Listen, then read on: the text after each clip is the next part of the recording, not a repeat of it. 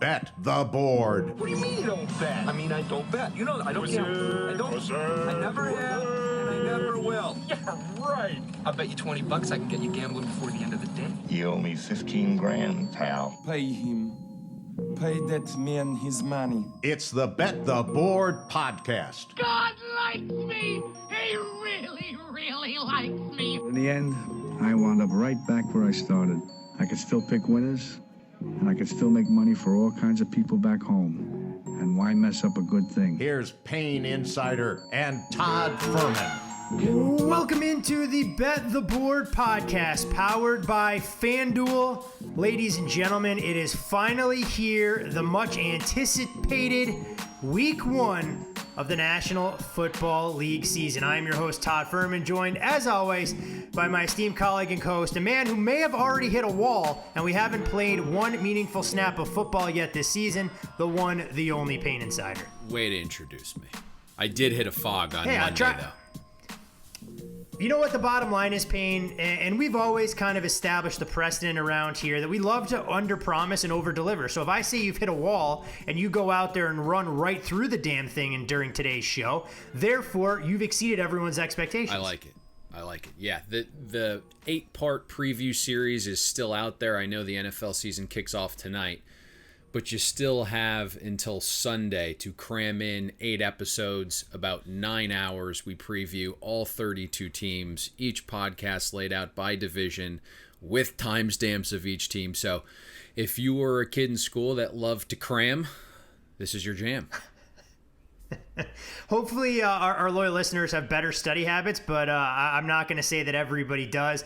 Along with all of those teams, there's also plenty of best bets. Some of the numbers long since have evaporated from the market, either from the prop standpoint or pricing, but there may be one or two that you're able to try and add to your portfolio this season. But Payne, you mentioned listening to all those preview podcasts. Our listeners have one job to do between now and the start of the season, whether it's before Thursday night's game between the Texans and Chiefs or kickoff on Sunday. They need to go to bettheboardcontest.com and sign up. We're not quite pacing the same way for our contest this year as we have in the past. Do you think it's time to add an incentive to get people to the window? That's up to you. Your goal. If you want to give away more of my money, that's fine. You like spending my money. I love it. It's like win Ben Stein's money around these parts. You know, I'm happy to give away other people's money to try and make sure that we can achieve our objectives. So we'll think about that during the course of the show. But while all of you folks out there listening, no excuse on your mobile devices or your desktops or however you choose to listen, make sure you go sign up for the contest. BetTheBoardContest.com. It's the 4th annual 5K football free roll. You pick 5 games a week. Whoever has the best winning percentage at the end of the season takes home all sorts of cash and prizes.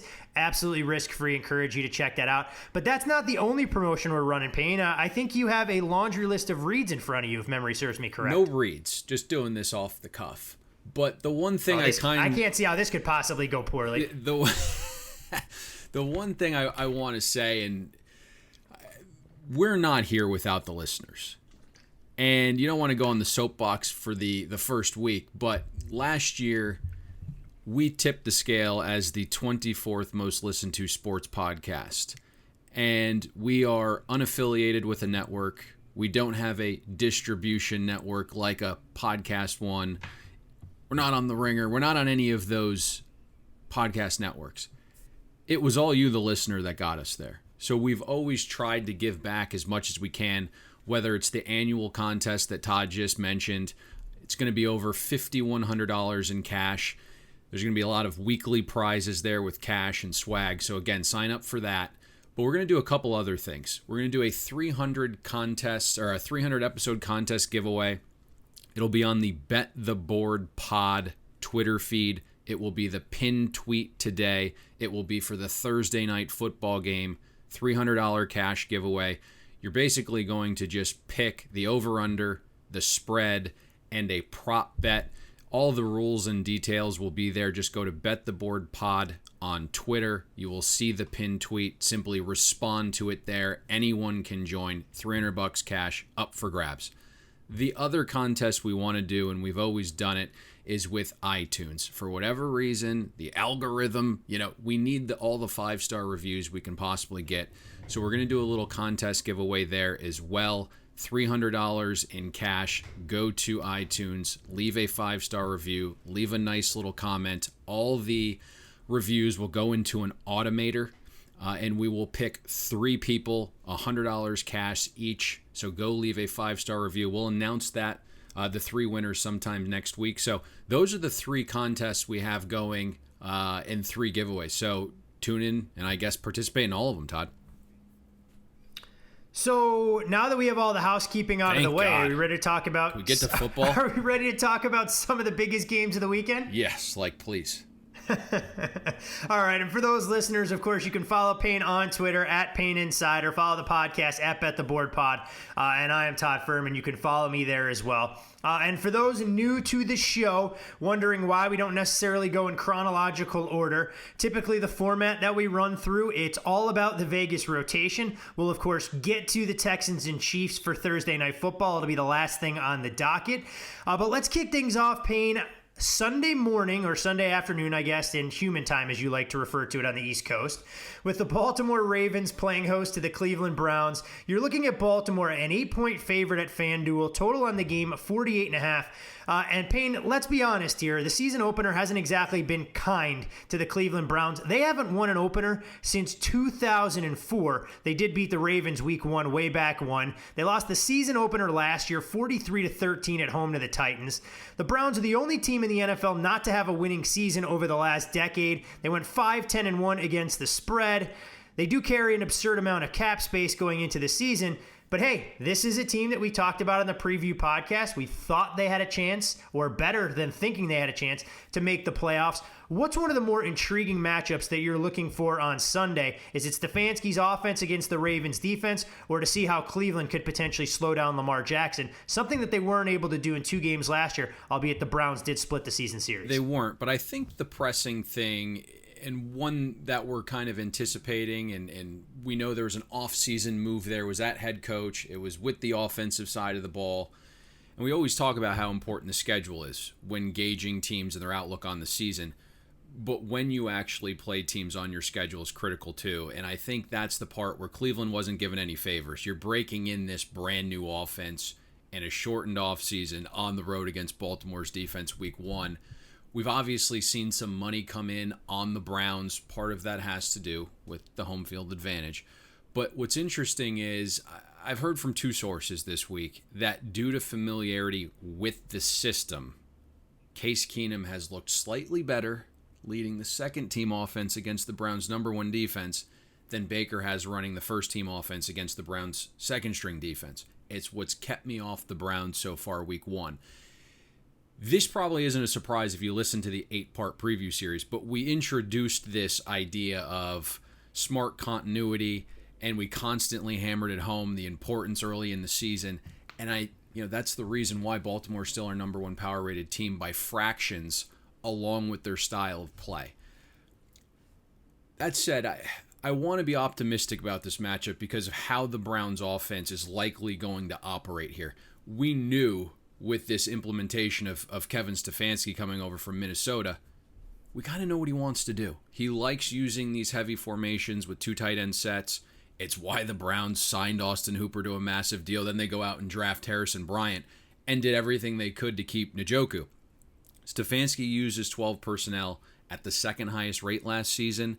And why I'm mentioning this, of all the important things I could possibly talk about, is because while the offense was really disappointing last year, if you actually look at the 4 games where this Browns offense used their highest rate of 12 personnel, Cleveland actually went 3-1 in those games. They outscored their opponents by 9 points on average.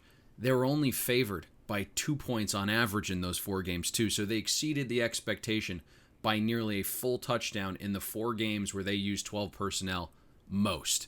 One of those games, Todd, was week 4 against Baltimore last season, and they actually won the game outright. So I think that's important. If you look, in that game, Cleveland used 12 personnel at a 34% clip. It's about 14% more than league average. Baker Mayfield only threw 7 times, But when he did from those 2 tight end sets, he averaged 17 yards per pass attempt, a 153 passer rating on runs from 12 in that game. The Browns averaged 10 yards a carry. So I think that's important, getting back to using 12. Past some of that deeper level information, there's 2 matchups that I think probably determine this side of the ball. And it's the Browns' offensive line. Can they hold up? I know we talked about the starting center, J.C. Tretter, there having his knee cleaned up on the preview podcast. He might not be ready this week. He returned to practice on Tuesday for a limited session. If he can't go, it's a rookie 5th-round pick that fills in the middle. Jedrick Wills, the 10th overall pick, I heard he's been terrible in camp.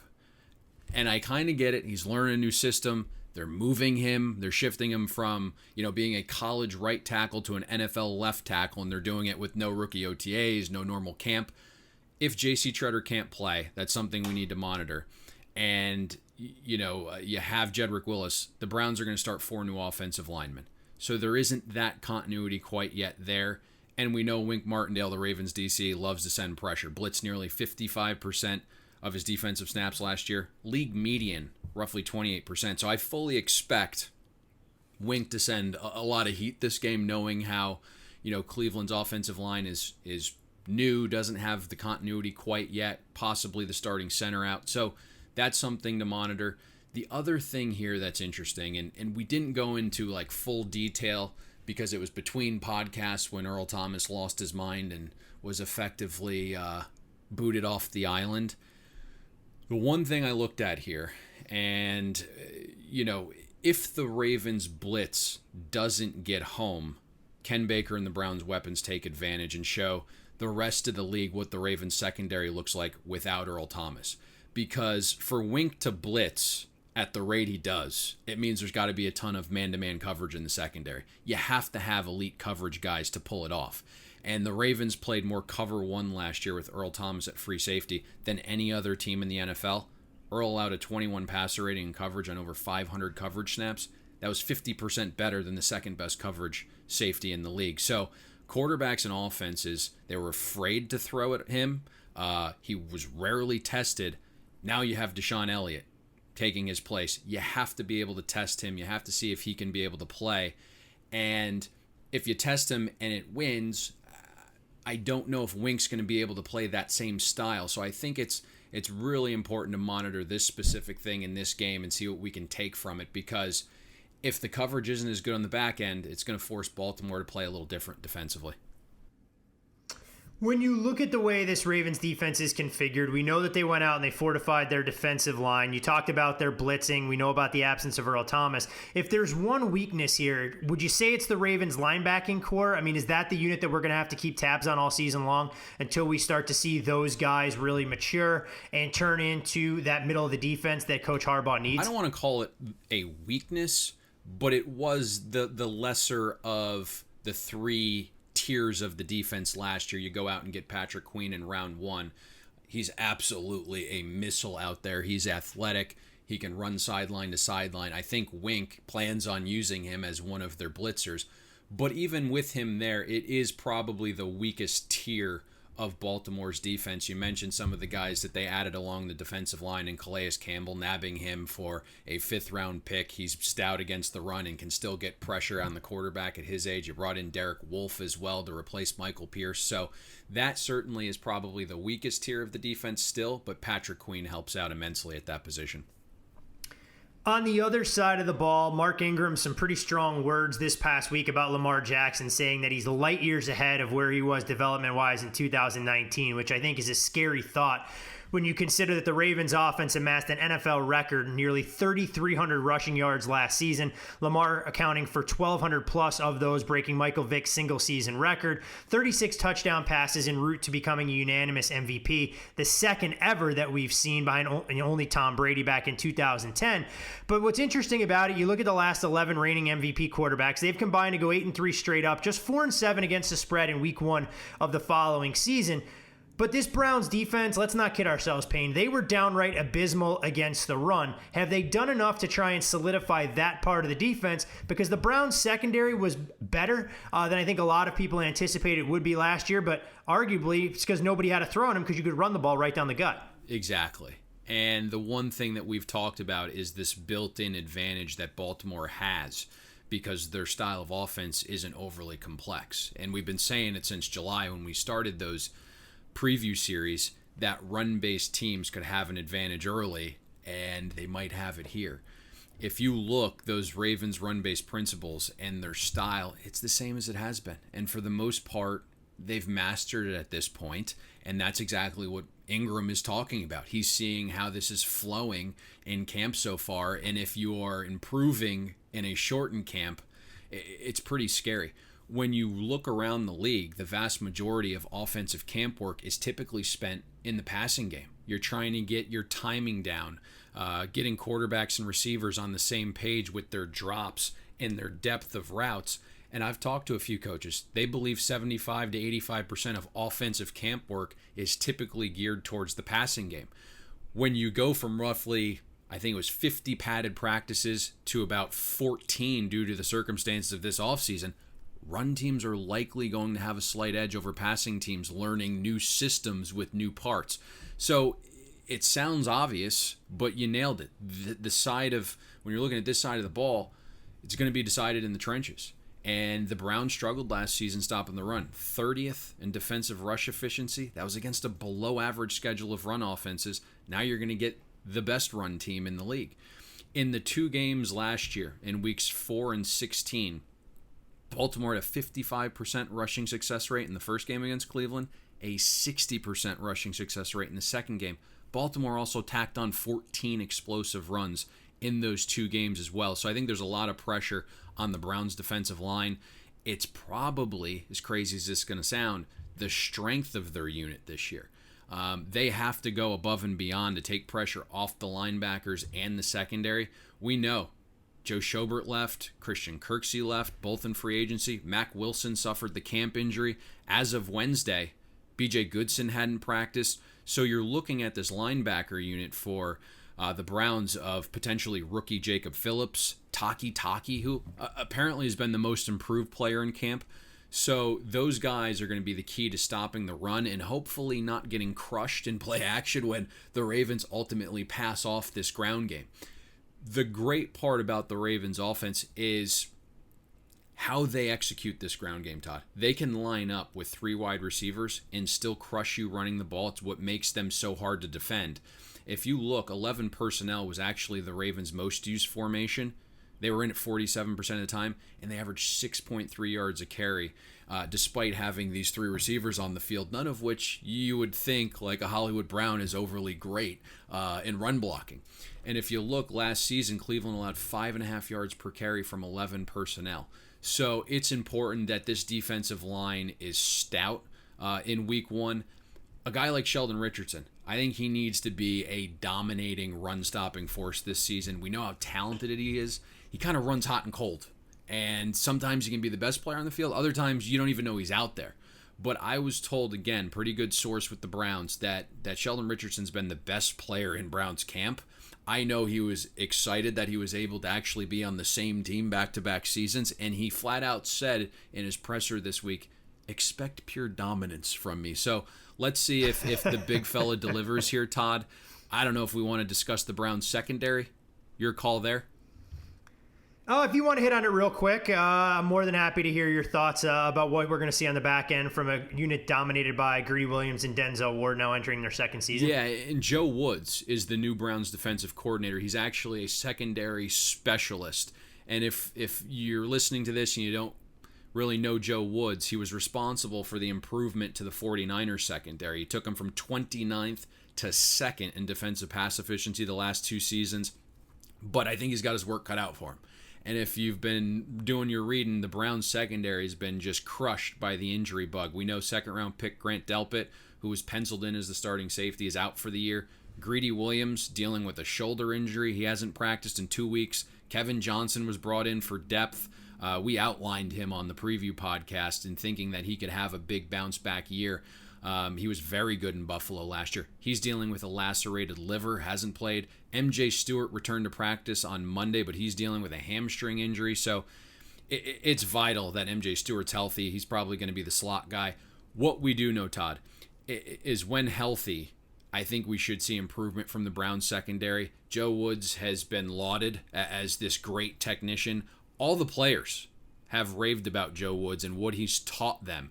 Unfortunately, they're kind of going into war this week understaffed.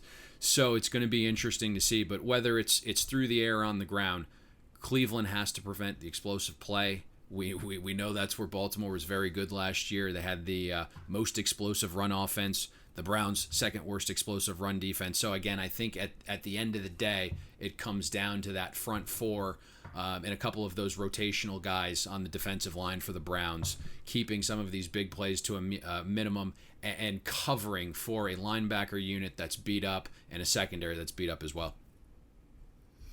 Should be interesting to see, as we know the pecking order could remain intact in the AFC North, especially with the odds suggest, with Baltimore overwhelming favorites. Now, as we transition to the NFC North, Minnesota will play host to the Green Bay Packers. You're looking at the Vikings, a 2.5-point favorite at FanDuel. Total in this game sits at 45.5.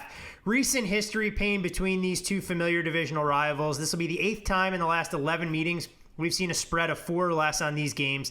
The under has produced a record of 5-1 over the last 6 meetings, 8-2 the last 10.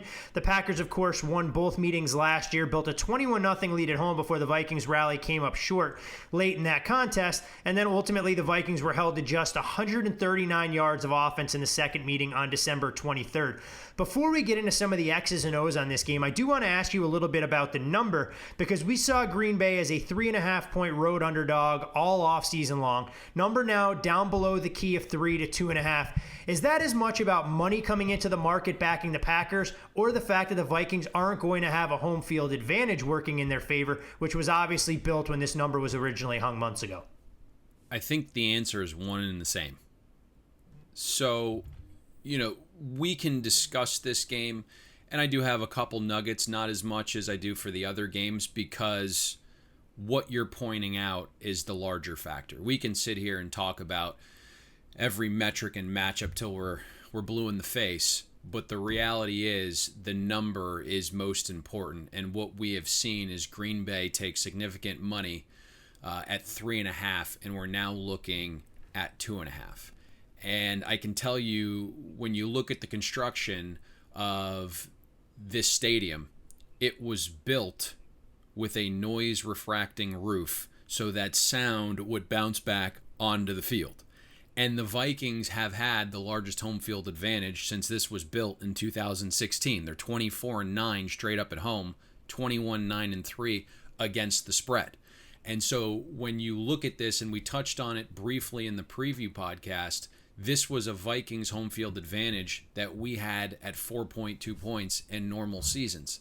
My feeling is you're now looking at a home field advantage that's going to be roughly 2.5 points this year. And we're going to have to watch this. We're going to monitor things. We're going to change things. But what Roger Goodell and the NFL instituted was a 70 decibel system. So you are allowed to pump in crowd noise, but only at 70 decibels. They will adjust based on feedback I'm hearing. But for week 1, it's 70 decibels. I spoke to a coach 3 days ago. They thought it was going to be 85. They were practicing with 85 decibels and said that it was an absolute non-factor. So you are going to lose your home field advantage at 70 decibels. I fully believe that. So that's partly where this comes from. And then obviously we can get into both sides of the ball, but there's been significant turnover on both the offense and the defense for Zimmer's Vikings. Yeah, well, I think that's a great place to start then. When you look at the Vikings from a defensive standpoint, we know that Mike Zimmer, its defensive-minded head coach, has built one of the more elite stop units over the years, but you were the first to point out last season, hey, the metrics may say one thing, but this Vikings team down to down is anything but elite on that side. And when you look at this Vikings pass defense, sure, they held opposing quarterbacks to a passer rating just above 86, which was good enough for 10th. But all of a sudden, you have an absence of a number of key contributors, whether it's the secondary where you saw mass migration. You lose Danielle Hunter to IR, who hasn't really practiced since the middle of August. And when you get a quote from one of your defensive leaders in Eric Kendricks that says it's impossible to replace that kind of production, obviously referencing Danielle Hunter and what he's been able to accomplish as a pass rusher, Payne, I mean, this Vikings defense could endure a number of growing pains, especially early on. Absolutely. And you would initially go into this and being like, well, you know, Zimmer's defense, he gets to see Matt Lafleur's offense for a third time. He's had an entire offseason to prepare for it. Maybe he's going to have an advantage here. But there are just so many departures that makes me a little bit nervous. Now, I will say this. We still have the factor of Matt Lafleur and his inability to adapt or adjust. And that's the one thing that I wouldn't run to take Green Bay at 2.5. Obviously, so much value has been abstracted through that 3, but they probably still make a decent teaser leg. But what I want to see from Matt Lafleur in this Packers offense is, can he adjust, right? Whether it's when you were looking at last year in the second matchup against division opponents, his offense averaged 1 yard per play less. If you're talking about how fantastic he was with his opening game scripts, but really didn't show an ability to adjust or adapt past the defense countering the script, that was a problem. And specifically in the 2 matchups against Zimmer's defense last season, Matt Lafleur and the Packers offense, they had a 61% passing success rate in both first quarters combined. But if you look at all other quarters in the 2 matchups, the Packers had a 38% passing success rate. So that's something we really want to, monitor here. Has Matt Lafleur maybe learned something this offseason? Maybe he's self-scouted himself. That's going to be the key to this game. Can he have a counter to Zimmer after the first quarter?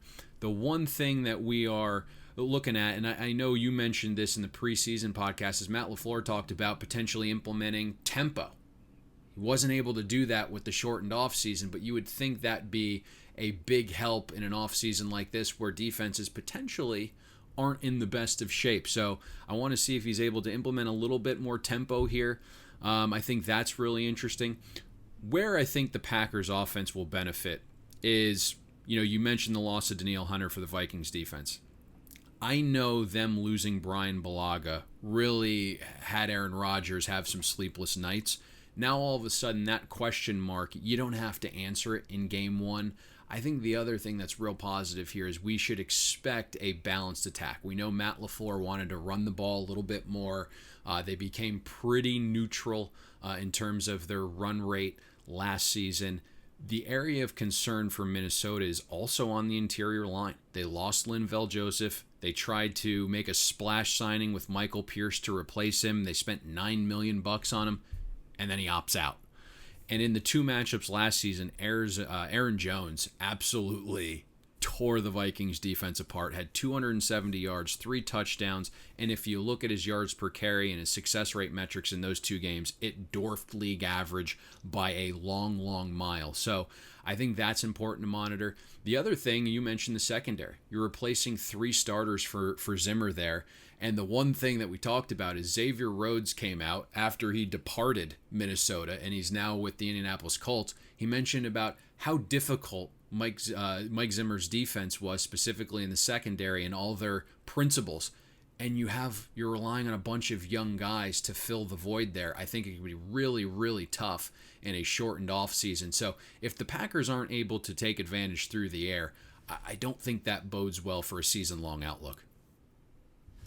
On the other side of the ball, the Vikings offense, obviously Kevin Stefanski gone as he took over as head coach of the Cleveland Browns. Stephon Diggs traded to the Buffalo Bills. We know Dalvin Cook had a breakout campaign, led a top 10 rushing attack, averaged more than 4.5 yards per carry, 13 touchdowns. And when you look at Kirk Cousins, clearly he put together a good season. I mean, passer rating of 107, a touchdown interception ratio of 26-6. Packers on that side of the ball, they lose Blake Martinez, a tackling machine, 155 tackles. They're obviously going to need Christian Kirksey to step up. And Green Bay, let's not kid ourselves. They weren't exactly a brick wall against the run by any stretch of the imagination. They're good in the back end. I think their secondary doesn't get enough credit for the level of athleticism they bring. But how do you see the Vikings going about attacking Matt Lafleur's defense opening week? So Kubiak moves in, and it's a very similar style to Stefanski. I think Kubiak and Stefanski were really working hand in hand last year. A lot of the same concepts, 2 tight end sets, running on early downs, passing with play action. I don't see much changing from here. And honestly, I think Kubiak's smart enough to be, cognizant that Kirk Cousins had his best season as a pro last year. Let's not deviate too far from this plan. We know those things. I think when you look at 2 tight end sets, when you look at passing with play action, those things really hindered the Packers' pass rush, which was an area where they improved immensely after they spent a ton of money last year on the Smith brothers. But they struggled to get pressure against play action passing. But the one thing that was really, really surprising to me is Mike Pettine's defense actually did extremely well against the Vikings offense. Cousins versus Pettine's defense last year, he struggled, completed only 51% of his passes, had less than 6 yards per pass attempt, just a 36% passing success rate, a 59 passer rating, and now you're going to be doing this without Stephon Diggs. And if you look last year, Cousins' 2 passing touchdowns against the Packers, both were to Diggs. And Diggs was also responsible for 41% of the Vikings' air yards. I don't know where that gets made up offensively. I think Thielen's great. Hopefully the hamstring's a little bit healthier this season, but he's more of your possession receiver. I think where the ball needs to go more through the air is probably to Dalvin Cook. He needs to be a bigger factor in the pass game. He was extremely electric last year, and this stat really blew my mind. Despite ranking dead last in air yards for all running backs, Dalvin Cook was 3rd in yards per catch at nearly 10 yards. So Dalvin was basically a magician, taking all these passes that were thrown to him behind the line of scrimmage and then turning them into these chunk gains. And if you look at Green Bay's defense, I know they bring in Christian Kirksey, as you alluded to. He's had some issues staying healthy, but hopefully he can improve some things because Green Bay's defense bottom 10 in receptions allowed to running backs. So that's a matchup that you want to really pay attention to in this game. But I think, again, coming back to the larger point here, we can talk about all the matchups. We can talk about all the X's and O's. But the reality is price is important. And when you see a move 1 point through the 3, I think that tells you all you need to know. And at this point, if I'm looking to back the Packers, it's certainly going to be in a teaser leg. I think it's probably one of the best teaser legs of the week. From the early morning slate to an impactful game in the NFC South, Fox's Game of the Week, Payne, takes us to the Big Easy, where New Orleans is a 3.5-point favorite. Total on the game has been bet down a little bit, 48.5 right now at FanDuel. And we can talk about this number as well. You look at what New Orleans' home field advantage has typically meant, especially in big-time games. We know it can be one of the more electric atmospheres out there. You saw some shops open this number as high as 6. Obviously, we've moved through some of the secondary numbers. We haven't hit one of the keys at 3 yet. But what do you make about the way that this point spread has kind of moved? What does it say about the Saints and how professional bettors view these two teams from an overall power profile standpoint? So you're dealing with a similar situation, right? Only 70 decibels into their stadium. So you lose a little bit of a home field advantage there.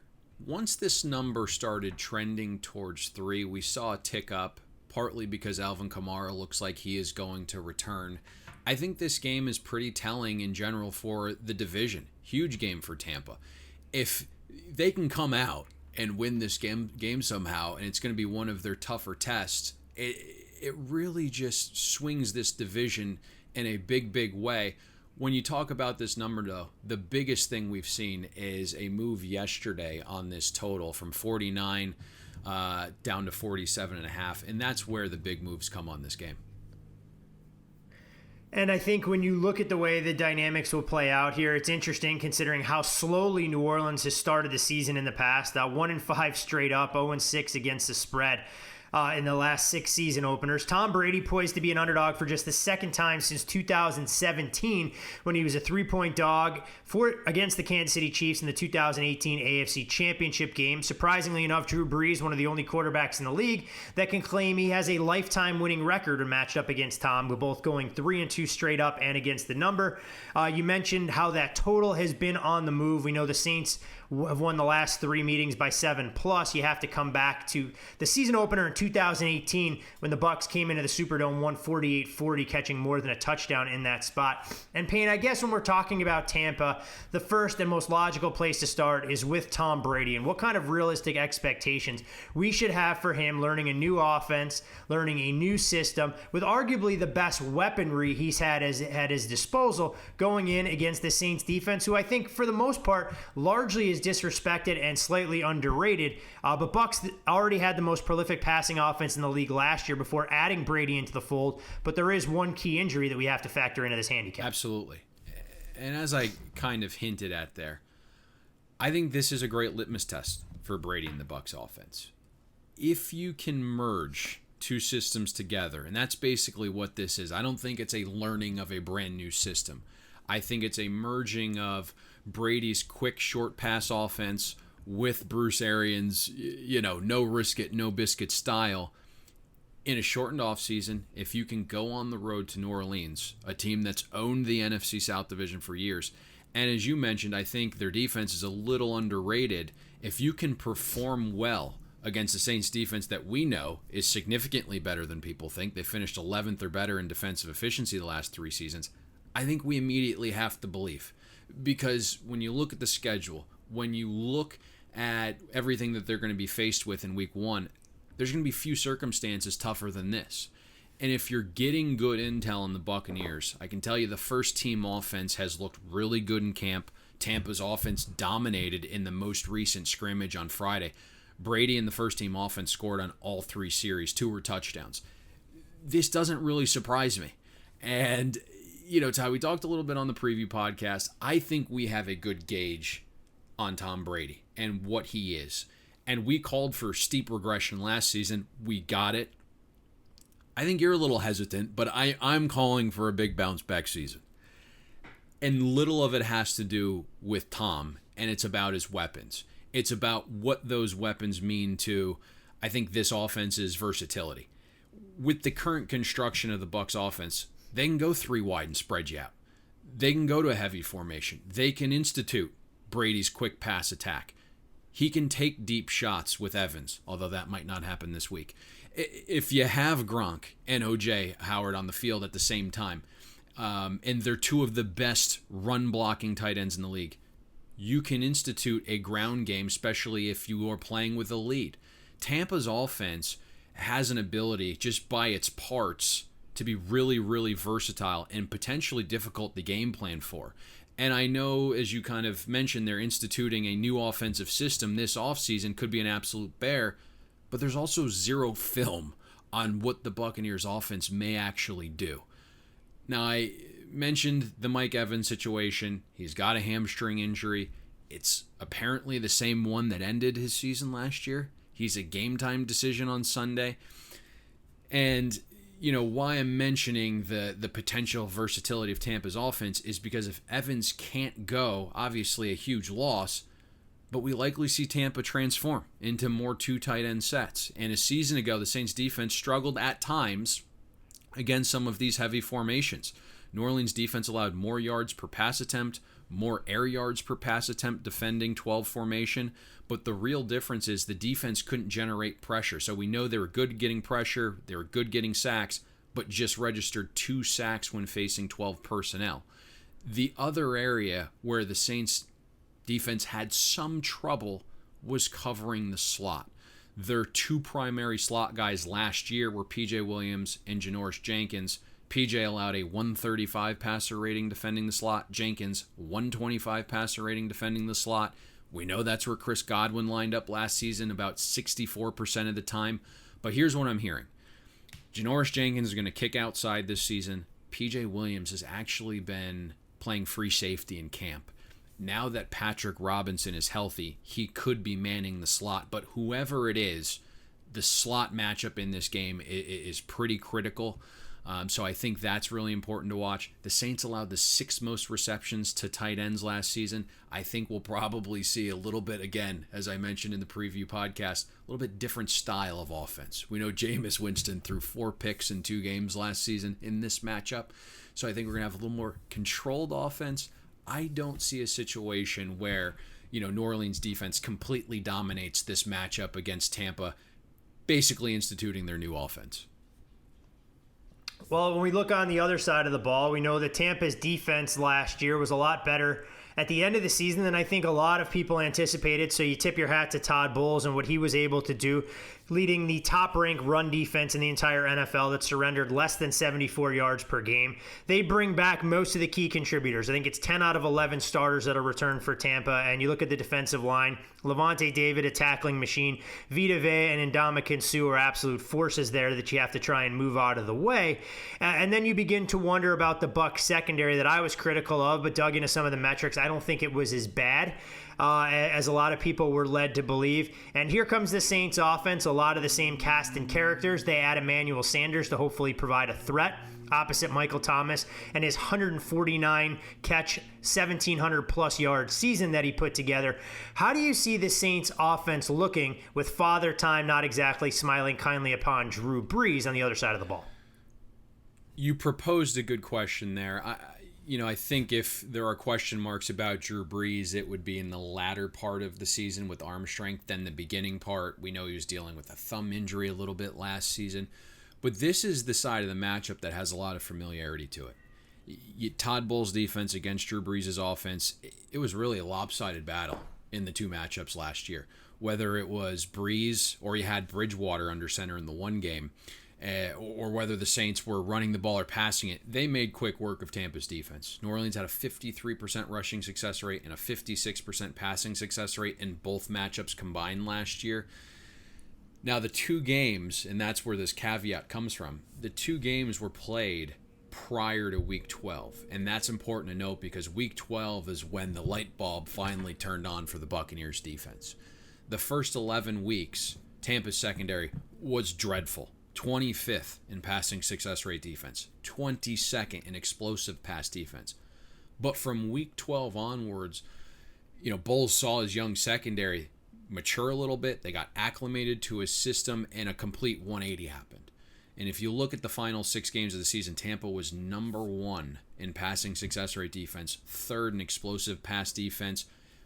Which group shows up this week is the question. And as I alluded to there at the top, one group believes it's the defense from the final 6 weeks of 2019 because, again, this total got hit. It's moved 2 points from about 49.5 to 47.5 in totality there. If I'm Sean Payton, though, I'm having a healthy Drew Brees with no thumb limitations, with a strong arm at the beginning of the year, test the young secondary early. I think Antoine Winfield Jr. is going to be a good player, but I'm going to attack him. I'm going to see what a rookie has in a condensed offseason playing a position where communication is vital. You don't want to go trying to fit, square pegs into round holes. And you look at where Tampa was really good, and you mentioned this at the top, Todd. They had the most efficient run defense last season. And where basically they gave up a vast majority of their yards, 79% of them actually, was through the air. So I think you still want to test that Tampa secondary. As great as the Saints O-line is, Cesar Ruiz, the first-round draft pick there from Michigan, didn't practice yesterday. Andres Pete will play, but he's missed a bunch of time with a broken thumb. So probably not the best continuity on the interior to start the year. And then all of a sudden you're like, hey, we're going to try to move Suh and Vita Vea on the ground. I don't know if that's going to work. But when New Orleans does run, I think, again, it's smarter to use heavier sets. Last year when New Orleans ran on Tampa, they averaged a full yard more per rush running from 2 tight end sets than 11. So let's see if when the Saints do run, Sean Payton implements those heavy sets. We know Alvin Kamara last year, playing through a knee injury, playing through an ankle injury. He suffered it week 6, I believe it was, in the Jacksonville game. Prior to the injuries, he forced a missed tackle on 32% of his touches. It was a league best for running backs. Kamara, again, came out a few weeks ago and said, hey, with that injury, I didn't really want to cut. I was going down early. The goal was to get as much as I could and then go down. Now you have a healthy version of Kamara. I would expect more burst, a little bit more explosiveness. I think they're probably going to use him a little more in the screen game. And I know that was the key for Sean Payton. When he went out last year, drafted Eric McCoy, then doubled down with Cesar Ruiz. He got younger, he got faster, he got quicker to accommodate Alvin Kamara. Sean Payton wanted his interior linemen to be able to get out in the screen game, to be able to pull and hit the second level of their zone scheme block. So I think if Cesar Ruiz goes and you pair him with McCoy now, you have two young guys that are quicker and faster. They can get to that second level. I would expect a little bit more screen game here. And then what's really interesting to me, and it kind of goes back to the point spread, I can't figure it out, and maybe you can help here. And partly it's due to, what's been going on here early in the season. But the Saints have been dreadful to start the year, as you mentioned. Whether it's week 1 or 2, the Saints are 2-15 against the spread. Their last 17 games in week 1 and 2. So I don't know what's going on, but this for me is I'm not doing anything with the side at this point. I think the total's a little long gone too. So for me, I'm sitting back watching, I'm taking notes, and we didn't discuss it at the top, but I believe, and all the guys that I speak to and that are part of what we do here, I think we're going to see the largest adjustments from week 1 to week 2, a time where we have had it ingrained in our head not to overreact due to a 60-minute sample size. I believe in the 13 years that I have done this at a high level, we are going to have the most adjustments from week 1 to week 2 we've ever had because of the uncertainty of this season. We don't know exactly what's going to happen. This game's going to tell us a lot. Oh, I think a lot of that mirrors college football, where we typically don't have a preseason. You get to see teams debut week 1, and by the end of September, they look very different than their first iteration. And I think the NFL will take on a similar tenor. Will be interesting to see, obviously, what we garner with our own eyes compared to how the market decides to react to just 60-minute sample size for a lot of these teams. From the afternoon marquee game, we head into prime time on Sunday Night, Payne, where it's the Dallas Cowboys and their lofty odds to win the NFC East, going on the road to take on the Los Angeles Rams, as the Rams will open a brand new multi-billion-dollar stadium, albeit with no fans in attendance. It's the Cowboys, a 3-point road favorite here. Total in the game, 51.5 at FanDuel. And when you look at the dynamic for these two teams, I mean, this was a Rams team who I think a lot of us said, hey, look, they underachieved a season ago, but they still had a winning record. They were on the outside looking in for the postseason. They actually stuffed people's wallets to the tune of a 10-5-1 against the spread record. And this will be just the third time that the Rams are poised to be a home underdog under Coach McVay. They did lose and fail to cover the number in each of the first 2 instances.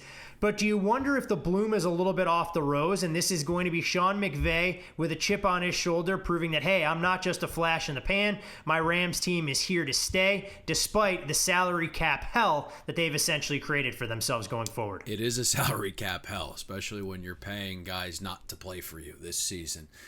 With Brandon Cooks and Todd Gurley, I believe it's over $30 million they're paying for players that aren't going to actually contribute for them on offense this season. The one thing that's really interesting about this matchup overall is there's a ton of offensive continuity, but very little defensively with the new schemes. You have new DCs on both sides, new play callers on both sides of the defense.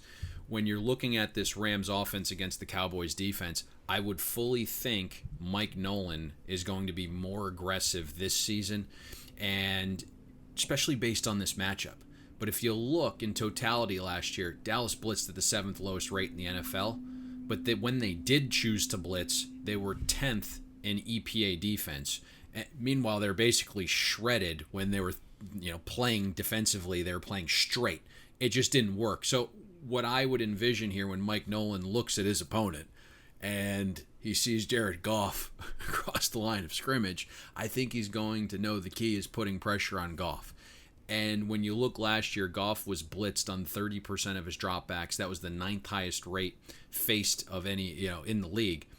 He was only average against the blitz, just 16th in depth adjusted accuracy when more than 4 defenders were sent his way. We know Goff crumbles under pressure at times. His passer rating was 39 points lower when pressured. Adjusted accuracy was 18% lower.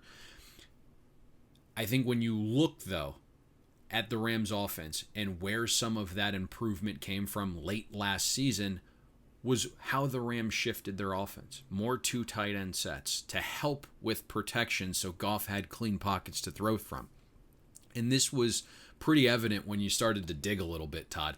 The first 10 weeks last season, Sean McVay used 2 tight end sets 12% of the time. Final 7 weeks, that rate exploded to 40%. So McVay, I think we have some question marks about him. Some of the glimmer has worn off.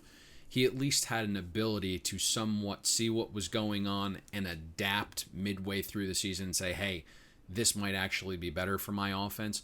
So not only did that give Goff more time, but it also allowed some of the other weapons to get involved. Tyler Higbee, for instance, was on the field more. He is very good in pass protection. Only allowed 3 sacks on over 1,600 pass blocking snaps in his career.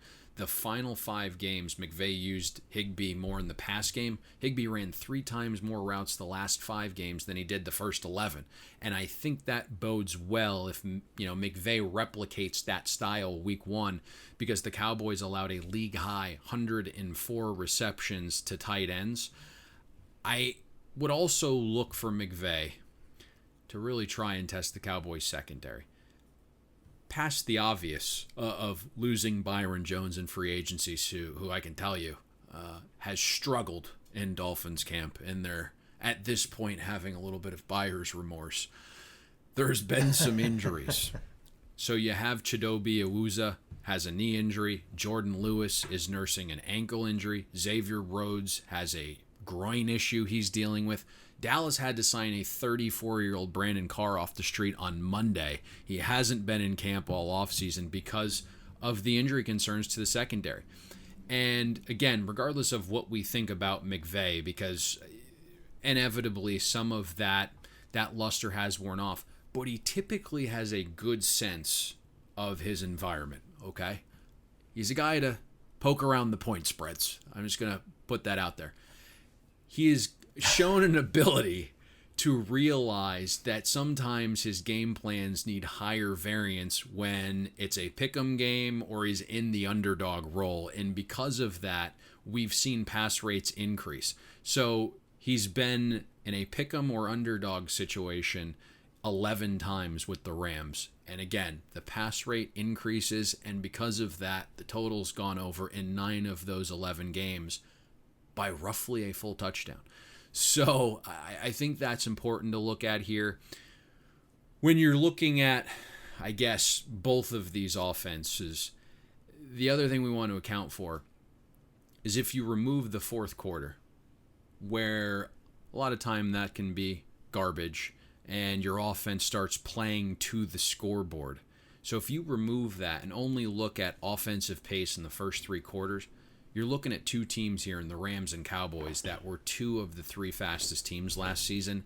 And we're hearing, as you mentioned, this brand new stadium that's not going to have any fans there, and the decibel rate is really low. I'm also hearing SoFi Stadium has an incredibly fast track, like it's lightning fast. So I think that's going to bode well for not just the Rams offense, but the Cowboys as well. And you mentioned the Cowboys offense. They were an NFL best, producing 430-plus yards per game, led the NFL in total offense for the first time since 1977. That also contributed to them leading the league in terms of yards per play at 6.5. You look at Dak Prescott's numbers, career highs in passing yards, nearly 5,000, just shy at 4,902, and passing touchdowns at 30. When Dak in season openers, he's actually been pretty good, albeit I think it feels like every season the Cowboys open with the Giants, so that's always going to inflate your numbers. 5 touchdowns and no picks. Meanwhile, Ezekiel Elliott, almost 1,800 yards from scrimmage, second in the league behind only Christian McCaffrey. And we talked at great lengths, Payne, about a lot of the key contributors the Rams had to replace on the defensive side of the ball, whether it's Nickel Roby-Coleman, who was vastly underrated as a slot corner, Dante Fowler and his ability to bring pressure off the edge, Clay Matthews, you can say what you want, but the Rams lose another pass rusher, and maybe most importantly, Corey Littleton, one of the best guys at the linebacker position in terms of covering opposing running backs. How do the Rams even begin to devise a game plan to slow down this Cowboys offense that added another weapon in CeeDee Lamb through the draft? And if you believe a lot of the fantasy experts out there, or some of the quotes coming from Dallas, that Blake Jarwin is capable of taking that next step to become an elite level tight end. Yeah, absolutely. And I think when you look at this matchup and you just kind of look at what the Cowboys have past this slew of just ridiculous weapons, what I like about the Cowboys offense is that Mike McCarthy came in and didn't just force himself and his principles down everyone's throat.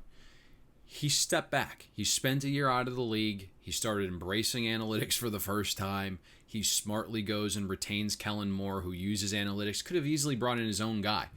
So he didn't change the OC or the play caller from the offense last year that averaged the most yards per play, which I think is smart, because especially with this offseason, I think it's going to pay huge dividends. Aside from that, you look stylistically. The way McCarthy has employed his offenses to what the Cowboys did with Kellen Moore seems to really, really mesh in my mind. Formationally, McCarthy loves using 3 wide sets, and of any formation last season, Kellen Moore and the Cowboys offense used 11 personnel most. So again, it's a really good matchup. You mentioned going out, adding CeeDee Lamb to replace Cobb. Blake Jarwin inherits Jason Witten's role. Thank God we've been banging the damn table for 2 years for that to happen.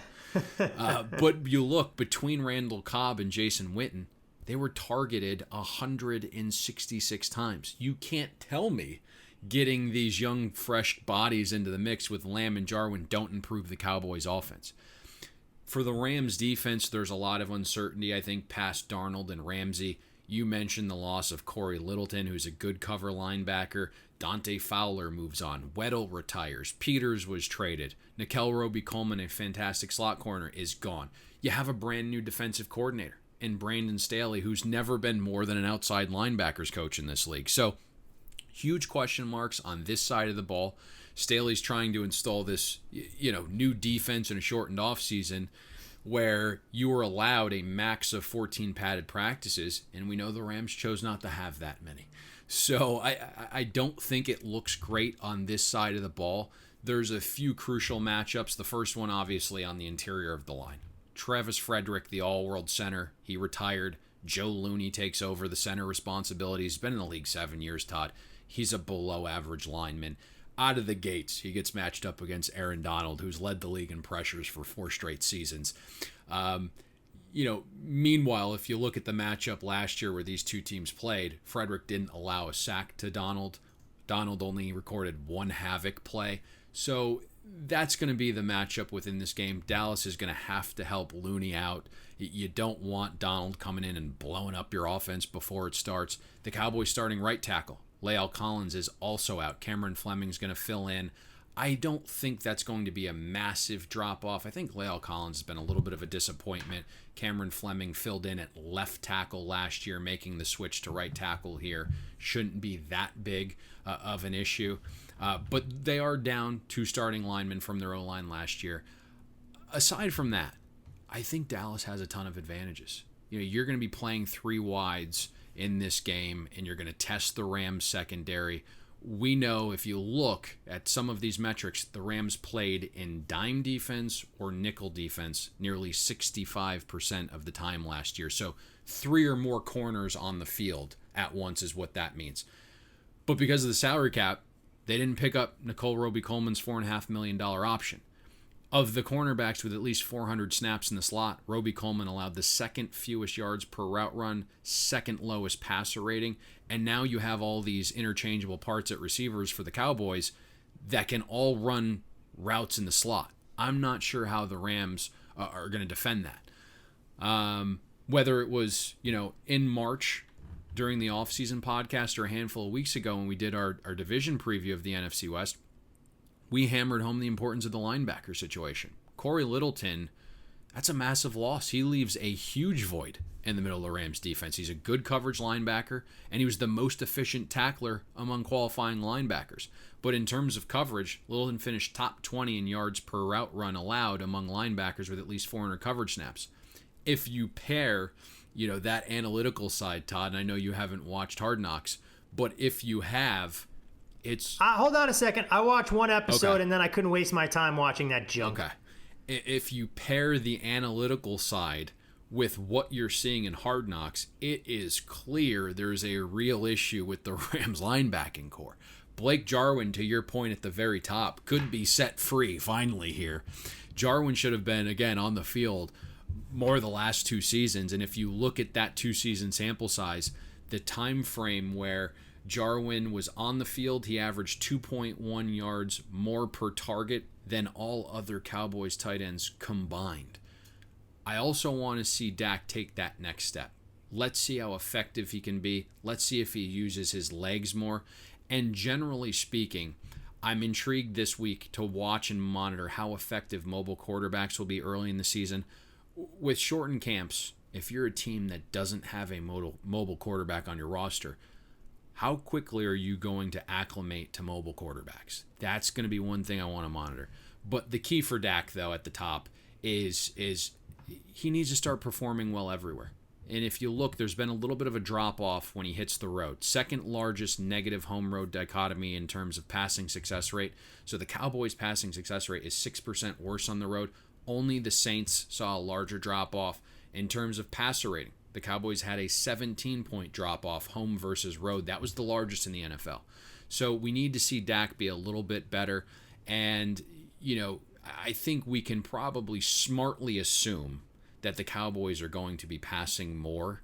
And so that's why it's vital that Dak makes some of these improvements, because the Cowboys last year, or in general, I should say, entire career of Jason Garrett, the Cowboys ran at the 4th highest rate in the league. Meanwhile, the Packers under McCarthy, they were the most pass-heavy team. So you fully have to expect a Cowboys offense that passes more. I think the setting probably isn't an issue for Dak here. Playing in a dome similar to home, nobody in the stands. Again, decibel level at 70. That's what Roger Goodell and the NFL instituted for week 1. I think that's extremely manageable. So I just see a Dallas offense here that probably comes out of the gates humming. Going to be interesting to see. I know a lot of expectations for this Cowboys team. We talked about them in great detail earlier this offseason, obviously as part of our NFC East package. Discussed their prospects to win the division, and that number has since taken off over the last 10 to 14 days. So let's see if the Cowboys can finally realize their potential. New head coach, stabilizing influence, and of course, Dak Prescott playing under a franchise deal. From the Sunday slate, Payne, to the game that'll kick things off on Thursday with the Houston Texans and the Kansas City Chiefs. We're looking at Kansas City, a 9.5-point favorite at FanDuel. Total on this game sits at 54. And of course, the Chiefs will raise the banner. They'll celebrate their Super Bowl championship, their first in a half century. And when you look at Kansas City over the last 2 seasons, if you bet them blindly, including their playoff games, well, you'd have been able to line your wallet to the tune of a 66% clip. They've been outstanding at the betting window. But when we look at underdogs of 8 or more points in week 1, while they may have gone the favorites have gone 16-4 straight up, they've just gone 5-15 against the spread the last 20 times that we have seen such an occurrence. We talked all offseason about the Houston Texans and their inability to address some of their deficiencies on the defensive side of the ball. Kansas City, of course, brings in Clyde Edwards-Helaire. We know about all their weapons. Does Patrick Mahomes pick up right where he left off en route to erasing a 24-0 deficit against the Texans? And can Kansas City hang a 50-burger on the Houston in the season opener on Thursday? Smart continuity is the phrase we use throughout our 8 preview shows, Todd. And we know Damian Williams and Tardif both chose to opt out, but everyone else returns for this Chiefs offense. So I don't see it slowing down. It's extremely rare that you have a championship team that's able to keep all of its parts and other teams don't just start, pilfering coaches and players. Somehow that didn't happen here. And, aside from the parade week, the coronavirus likely, I think, shortened some of the amount of time that the Chiefs could party and travel. So that's a little narrative based, I think, but it is something really interesting to me. And so in an off season like this, not starting from scratch, I think is a huge benefit. I think we're able to, see Patrick Mahomes, and if we sat him down and said, hey, how healthy are you this season? He's going to come back and tell us probably the healthiest he's been since the Colts game back in week 4 last season. So I don't see a drop-off coming from this offense. I think there's actually a lot of meat left on the bone for Kansas City's offense. There was this 7-game stretch I know we outlined on the preview podcast where Mahomes either didn't play, played with a high ankle sprain, played with a dislocated knee, or played with both of those ailments. So you had 44% of the Chiefs' offensive sample last season play with a version of Patrick Mahomes that wasn't 100% healthy, and I think that's really scary to think about. And, when you look at things about the Texans' defense, they haven't changed since last week. I got to be honest with you. That was the last division we broke down about 5 or 6 days ago. Nothing's new, but we know they've brought on a new coordinator, a new play caller. We saw steep regression, I think, from Houston's defense last year. They dropped from 7th to 26th in efficiency. But you just look around, nothing was added to this side of the ball. So the improvement has to come from a new voice, play calling, I guess. The verdict is still out on what Anthony Weaver can actually do and what his ability is as a DC. You lose DJ Reader. You replace him with a rookie in Ross Blacklock. Jonathan Grenard, the other rookie out of Florida, he's questionable tonight. He's missed the last week with a hamstring injury. So I don't know what you're going to get from a pass rush perspective either. We discussed Whitney Merciless a few days ago. Put him basically on a milk box. He's been nowhere to be found. Merciless was 99th last season among defensive ends with at least 100 pass rush snaps in a metric called PRP. Basically measures your sacks, hits, hurries relative to pass rush opportunities.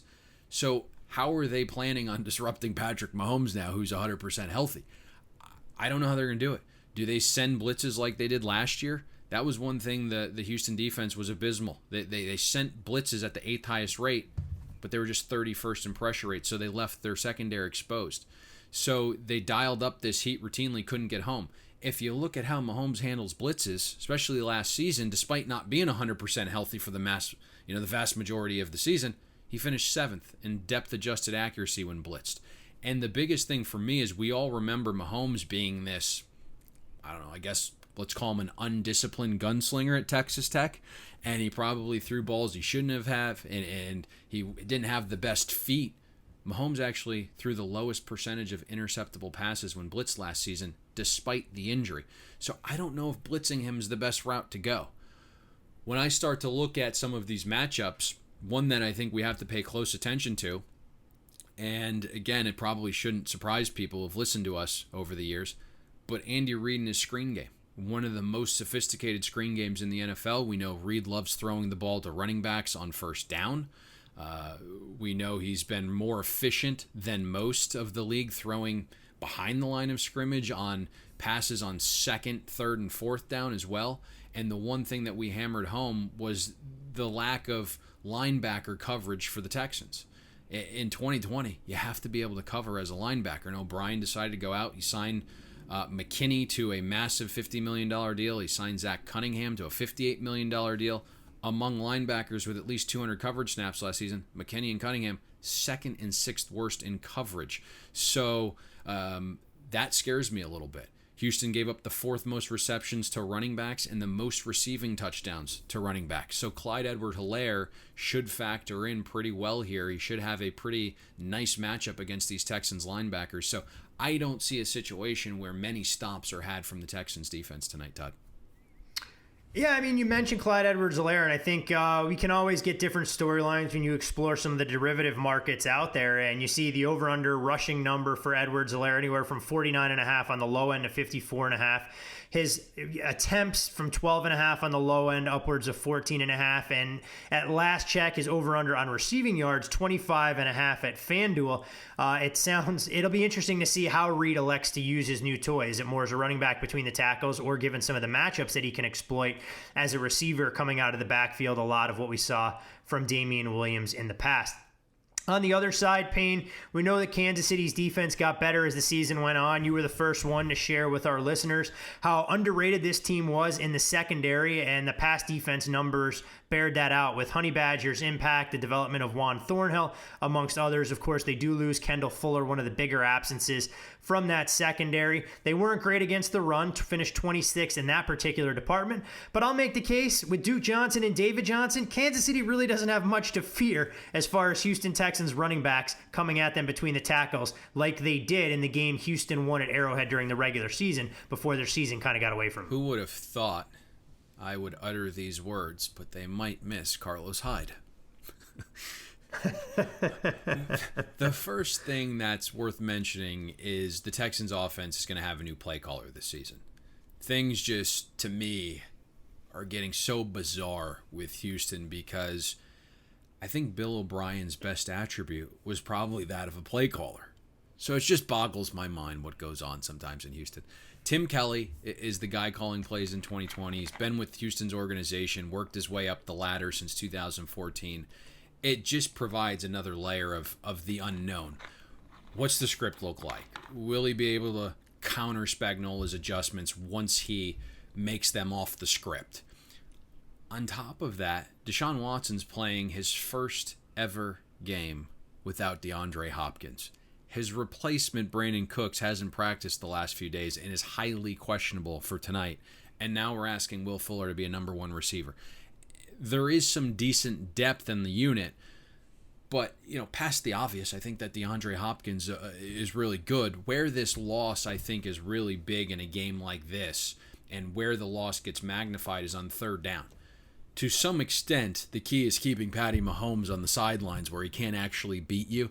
And sure, we preach staying ahead of the down and distance and being good on early down so you avoid third down altogether, but you also have to convert on third down too. And that's what I'm interested to see, because if you look last year, nearly 21% of DeAndre Hopkins' catches were third down conversions that extended drives. So that's going to be the interesting part of this offense. Where does that guy, who is the guy rather, on third downs that Deshaun Watson's going to key on? If you look at the first matchup last year in Week 6, the Texans did whatever they wanted against the Chiefs defense. It was Spagnuolo's first season as DC. I think he was still learning what his players could and couldn't do, where they were best suited to play in his defense, and the Texans basically had a keep-away drill in the fourth quarter, and overall, 58% of the Texans' plays graded successful in Week 6. Texans actually had the second best offensive performance and success rate of any team in that Week 6 matchup. But the second time they played, in the divisional round, I think things changed a bunch. And I know it's tough to identify that by just seeing the game on TV if you watched it, or going back and looking at the box score or the final score. You see the Texans hang 31 points. Reality is Houston scored 24 points the first 19 minutes of that divisional round game. First touchdown's a blown coverage. Second touchdown was a blocked punt. Third score is a short field 6-yard drive. And then you had a field goal at the beginning of the second quarter. But aside from the luck wearing out, Steve Spagnuolo made a lot of adjustments in the second matchup. From the second quarter on, in that second game, the Texans were only successful on 42% of their offensive plays, roughly a 4% below league average clip there. So I'm interested to see that cat and mouse game tonight between the Texans offense and Spagnuolo, because for Houston, this is their third matchup against Kansas City in their last 13 games. So there's a lot of familiarity in a short period. The Chiefs secondary, you mentioned at the top, they're going to be without starting corner Bashaud Breeland due to that league suspension. It got carried out. It's 4 games. It sounds like they're going to give Fenton the start opposite of Ward, but I would expect to see Snead, the rookie from La Tech, get some burn as well. Spagnuolo's been raving about him. The positive is, it sounds like a guy we didn't think would be back is back. Juan Thornhill is apparently going to start tonight. He practiced fully this week. Doctors have cleared him, but he might be on a snap count a little bit, so watch out for that. But that's what I'm really intrigued to see tonight. Can Deshaun Watson find a receiver that he meshes well with? Can the ground game get going? You mentioned David Johnson at the top. If he's going to have anything, Todd, it's got to be in Week 1, I think, when his body is healthiest. if you just look at what Cliff Kingsbury did with David Johnson on the team, he didn't want to run the ball. Tells you what he thought of David Johnson. And then the minute he goes out and acquires Kenyon Drake, they become a pretty run-heavy team, a more balanced team. So multiple people think David Johnson's done. We'll find out tonight on a national stage, but he's going to have to be able to be a guy that can run between the tackles, maybe use him in the pass game. I know Spagnuolo has also been raving about Willie Gay Jr. He's the best linebacker on the team already. 4.4 speed. He's going to have to cover out of the backfield and also monitor Deshaun Watson's legs. Willie Gay has got to be able to keep Deshaun Watson from really hurting this Kansas City defense with his legs. Man, you'd hope that Deshaun Watson at least has a few designed runs early on in this game to try and keep that Kansas City defense honest. It adds such a different element. And like you talked about, having a mobile quarterback, we've seen it all the time in preseason, pay dividends, a little bit different in the regular season. But when you haven't adjusted to game speed, you'd like to think that's an element that Houston could lean on. 5 big games broken down as eloquently as and in depth as only Payne Insider can. Of course, you can follow him on Twitter at Payne Insider. I'm Todd Fuhrman. Follow me there. And most importantly, follow the podcast at Bet the Board Pod.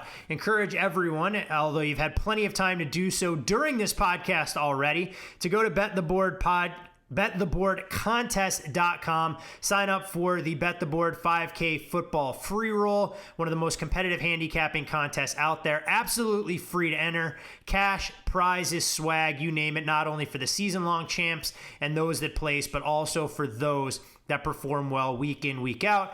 And as we do around these parts, Payne, before we close up shop, we have to go to the window with one best bet. If we're making one single wager for NFL Week 1, where have you found an opportunity worth taking? Todd, let's go with 4-7-3, the Arizona Cardinals, +7. We're not getting the best of the number. There was some 7.5 out there earlier this week, but I still think the Cardinals can do enough here. It's a matchup with familiarity. This isn't going to be an environment that overwhelms them. Again, no fans in the stands. When you really look at some of those matchups from last year, Arizona played San Francisco extremely well. I think the addition of Hopkins is massive. I think the loss of Joe Woods, the 49ers secondary coach, is a big loss here. We know both pass rushers and D Ford and Bosa have nicked up a little bit. They're both going to play, but they're not going to be 100% in this game. I think the wheels of Kyler Murray provide a different element here, even though San Francisco's already seen him twice. Kenyon Drake is going to be healthy for this one as well. I just think 7's too much. And the one glaring issue that we saw in this matchup last year, Todd, and I think we've joked around a couple times, is the inability for the Cardinals to cover tight ends. We know Budda Baker signed the big deal, but Isaiah Simmons, bringing him into the fold, I think helps covering a guy like George Kittle. And that's going to be vital in a game like this because it looks like the weapons out wide for the 49ers aren't going to be there. Both Deebo Samuel, Brandon Ayuk did not practice yet this week. Obviously, today's a crucial day to monitor, but to this point, neither have practiced. So there's a good shot both are out for this one as well. Should be an interesting game. As you mentioned, the Cardinals didn't exactly look overwhelmed in 2 meetings a season ago with the 49ers. We know divisional rivals typically play close football games early on, and teams that make the playoffs are usually good fades in week 1 when taking on teams that don't make the postseason. So the Arizona Cardinals +7. Let's hope Cliff Kingsbury and Kyler Murray start this season on the right foot. Payne, any fully expect this to close below the 7 as well. So, any final if you're words into of that kind of thing? Any final words of wisdom, parting shots, reminders that you want to throw out there? No, just the 3 giveaways that we have going on, the 3 rewards programs situations, so to speak, that we have going on for our loyal listeners. We got the 5K free roll. Go to bettheboardcontest.com, sign up for that. We have the Twitter contest for the 300th episode, which is based on the Thursday night football game, $300 cash prize there. And then we have the iTunes giveaway where 3 lucky winners will receive $100 each. Go to iTunes, leave a 5-star review, nice little comment. It'll get thrown in an automator. We will announce those winners next week as well. So 3 contests going on for our loyal listeners.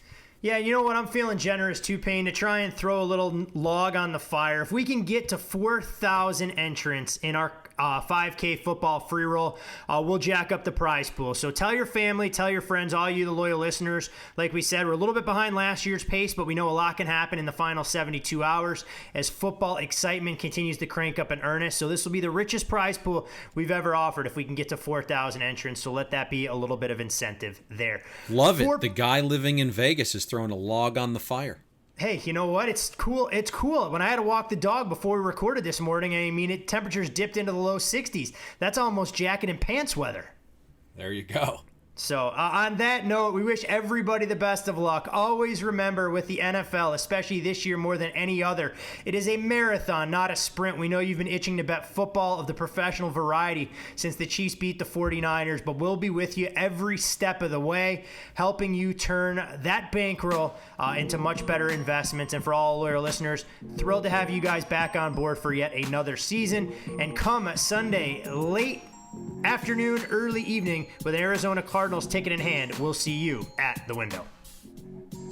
Thanks for listening to Bet the Board. You can catch Todd and Payne every Monday, Wednesday, and Thursday during football season, breaking down the biggest NFL and college football games. And to make sure you don't miss any free best bets, subscribe to Bet the Board on iTunes, Google Play, Spotify, or wherever you listen to podcasts.